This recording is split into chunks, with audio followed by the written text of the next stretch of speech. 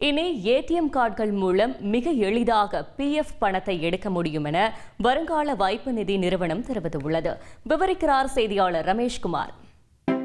இந்தியாவில் அரசு மற்றும் தனியார் துறைகளில் பணிபுரியும் ஊழியர்களின் அடிப்படை சம்பளத்தில் இருந்து வருங்கால வைப்பு நிதி மாதந்தோறும் பிடித்தம் செய்யப்படுகிறது. பணியாளர் வீடு வாங்குதல், திருமணம், குழந்தைகளின் கல்வி, மருத்துவம் உள்ளிட்ட காரணங்களுக்காக இந்த பணத்தை முன்கூட்டியே எடுக்கும் வசதியும் உள்ளது. ஆனால் பிஎஃப் பணத்திற்கு விண்ணப்பித்தால் நீண்ட காலம் காத்திருக்க வேண்டிய சூழல் இருப்பதால் தொழிலாளர்கள் பல்வேறு இன்னல்களை சந்தித்து வருகின்றனர். இந்த பிரச்சினைக்கு தீர்வு காணும் வகையில் தொழிலாளர் வருங்கால வைப்பு நிதி நிறுவனம் EPFO 3.0 என்ற நவீன திட்டத்தை அறிமுகம் செய்ய உள்ளது. இதன் மூலம் வருங்கால வைப்பு நிதி கணக்கு வைத்திருப்பவர்கள் இனி தங்கள் கணக்கில் இருந்து ATM மூலம் பணத்தை எடுத்துக் கொள்ளலாம் என்று தெரிவிக்கப்பட்டுள்ளது. இதனால் மருத்துவம் போன்ற அவசர காலங்களில் தொழிலாளர்கள் ATM மூலம் மிக எளிதாக தங்கள் PF பணத்தை பெற முடியும். இதற்காக வங்கி ATM கார்டை போல EPFO ATM கார்டுகளை சந்தாதாரர்களுக்கு வழங்க வருங்கால வைப்பு நிதி நிறுவனம் முடிவு செய்துள்ளது.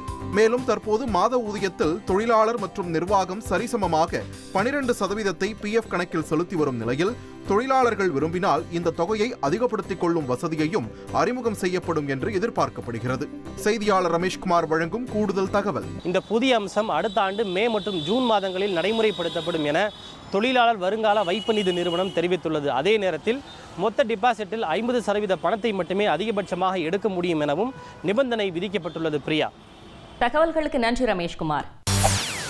செய்திகளை உடனுக்குடன் தெரிந்து கொள்ள உடனே சப்ஸ்கிரைப் பண்ணுங்க.